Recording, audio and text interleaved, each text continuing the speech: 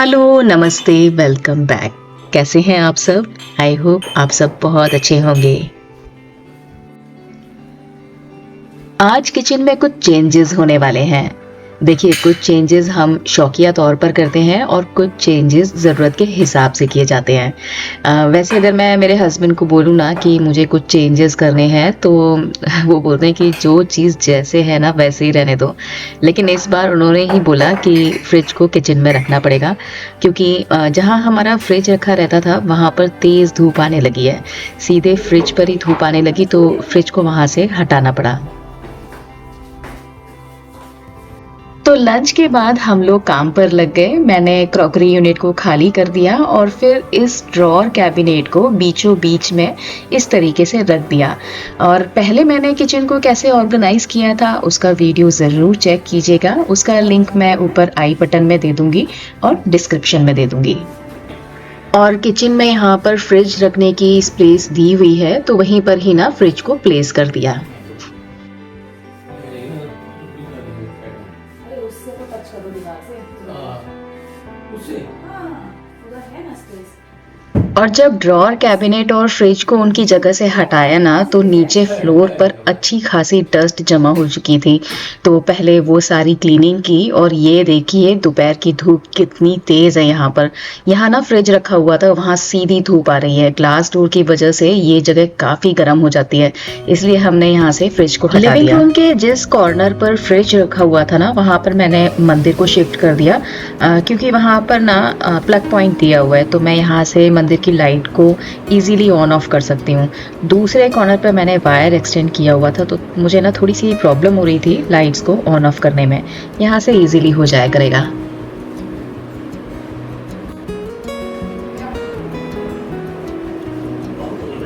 और इस वाले कॉर्नर पर मैंने क्रॉकरी यूनिट को प्लेस कर दिया है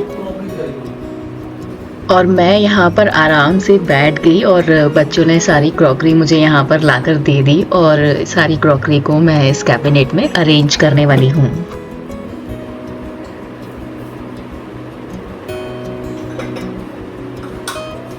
और क्रॉकरी यूनिट को हाइट देने के लिए मैंने इसे फोल्डिंग टेबल के ऊपर रखा है तो नीचे से क्लीनिंग बहुत अच्छे से हो जाएगी और मैं इसे यूज़ भी अच्छे से कर पाऊंगी। क्रॉकरी यूनिट के ऊपर ये जो एक्स्ट्रा वायर है ना इसको मैंने एक पुराने टूटा हुआ स्टूल का ऊपर का ही पार्ट है उससे हाइड कर दिया।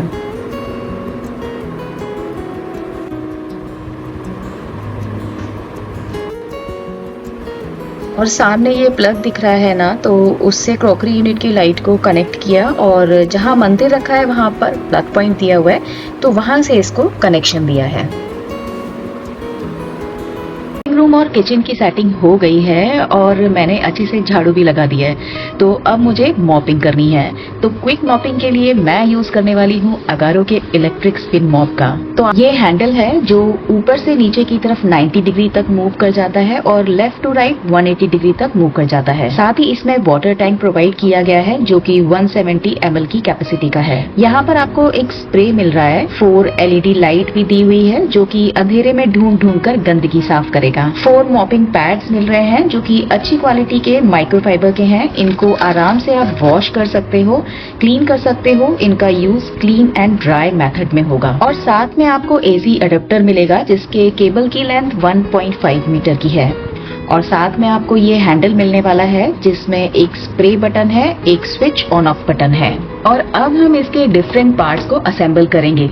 तो अब आपको इन दोनों हैंडल्स को इस तरीके से जोड़ना पड़ेगा। एक्सटेंशन हैंडल और मेन हैंडल को इस तरीके से जोड़ना है। इसके बाद में आपको एक और मेन कनेक्शन करना है पर उससे पहले मैं आपको दिखाती हूँ कि इसकी लेंथ को कम या ज्यादा भी कर सकते हैं। 14 यूनिट्स हैं इसके अंदर तो आप कहीं पर भी इसको फिक्स कर सकते हो अपनी हाइट के अकॉर्डिंग।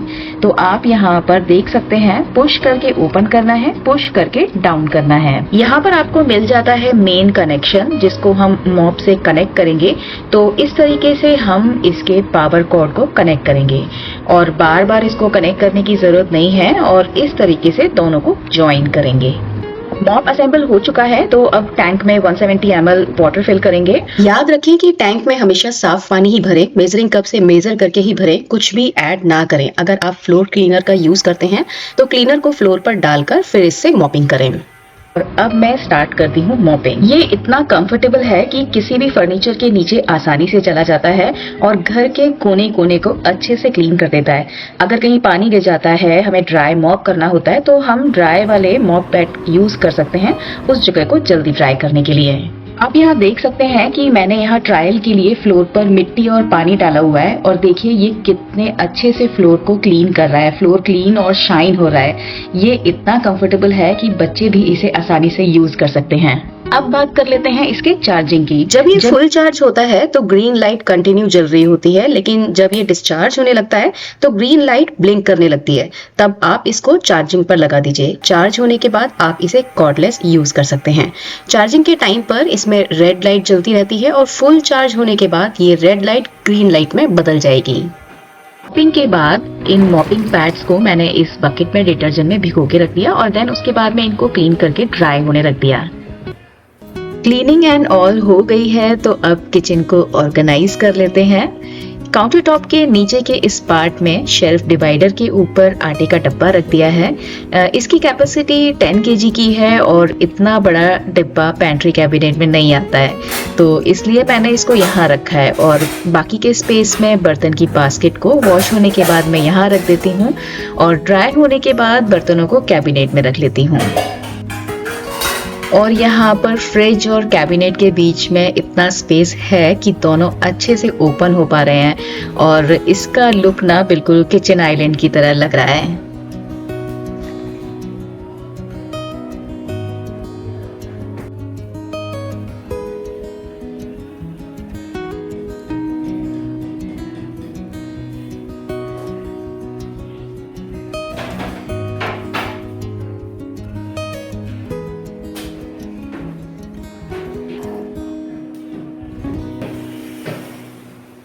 ओवन को मैंने इस काउंटर टॉप पे रख लिया है। पास में ही प्लग पॉइंट भी है, तो जब भी मुझे यूज करना होगा तो मैं इजीली इसको यूज कर पाऊंगी।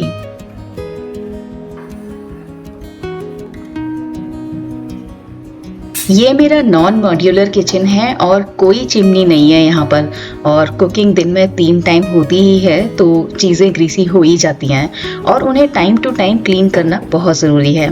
ऊपर से तो हम लोग डेली क्लीन कर लेते हैं, पर डीप क्लीन करना बहुत ज़रूरी है। आप जितना लेट क्लीनिंग करोगे उतना ही ज़्यादा टाइम आपका क्लीनिंग में जाने वाला है। तो मैंने यहाँ काउंटर टॉप के इस पार्ट को पूरा खाली कर लिया और इसको DIY क्लीनर से क्लीन कर लिया। और अब काउंटर टॉप को ऑर्गेनाइज करते हैं, स्टाइल करते हैं। तो कॉर्नर पर मैंने शेल्फ डिवाइडर को रखा है और इसके ऊपर मैं इस DIY ट्रे को रखती हूँ। करीब 15 दिन पहले मैंने क्लीनिंग की थी और ये देखिए फिर से ये काफ़ी ग्रीसी हो गई है। लेकिन इसमें मैंने जो ये सेल्फ एडेसिव पेपर लगाया है ना, वो वाटरप्रूफ है, तो इसे क्लीन करना काफ़ी इजी हो जाता है। कई बार मैं इसे डैम्प क्लॉथ से ही पोंछ लेती हूँ और कभी मैं DIY क्लीनर से पोंछती हूँ, तो ये अच्छे से क्लीन हो जाता है। तो महंगे महंगे ट्रे परचेज करने की ज़रूरत नहीं है, आप इस तरीके के बॉक्स से ट्रे बना सकते हैं।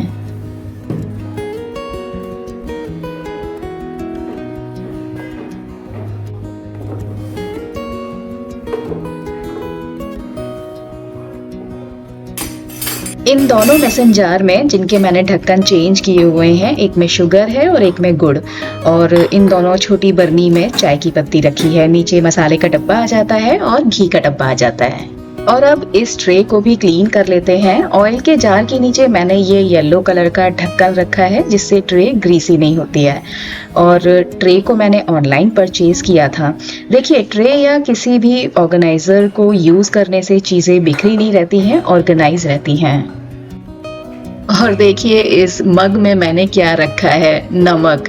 तो मैंने इसे नमक का डब्बा बना लिया है और इस तरीके के एक्सपेरिमेंट मैं अपने किचन में करती रहती हूँ, अच्छा लगता है।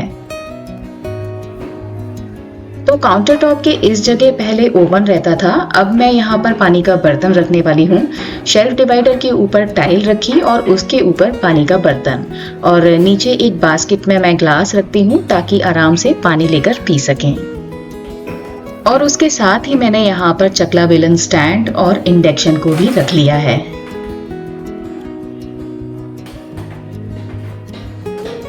तो अब मेरा किचन कुछ इस तरीके से दिख रहा है। गैस के लेफ्ट हैंड साइड पर मैं कुछ नहीं रखती क्योंकि वहां पर कुकिंग चॉपिंग की जाती है, बर्तन वॉश होने के बाद रखे जाते हैं, तो मैं उस जगह को खाली रखना ही पसंद करती हूँ। और गैस स्टोव के राइट हैंड साइड को मैंने कुछ इस तरीके से ऑर्गेनाइज किया है। और फ्रिज को किचन में रखने के बाद मुझे अब लिविंग रूम में नहीं जाना पड़ेगा बार बार सामान निकालने के लिए। और इस ड्रॉअर कैबिनेट को बीच में रखने के बाद ये बिल्कुल किचन आइलैंड जैसा लुक दे रहा है, जो कि बहुत फंक्शनल होने वाला है। तो कैसा लगा आपको मेरा किचन, कमेंट करके ज़रूर बताइएगा। आई होप आपको आज का ये वीडियो ज़रूर पसंद आया होगा, तो वीडियो को लाइक ज़रूर कीजिएगा। नए हैं तो चैनल को सब्सक्राइब ज़रूर कीजिए। फिर मिलती हूँ, तब तक आप अपना ख्याल रखिए, खुश रहिए और हमेशा मुस्कुराते रहिए। बहुत बहुत धन्यवाद।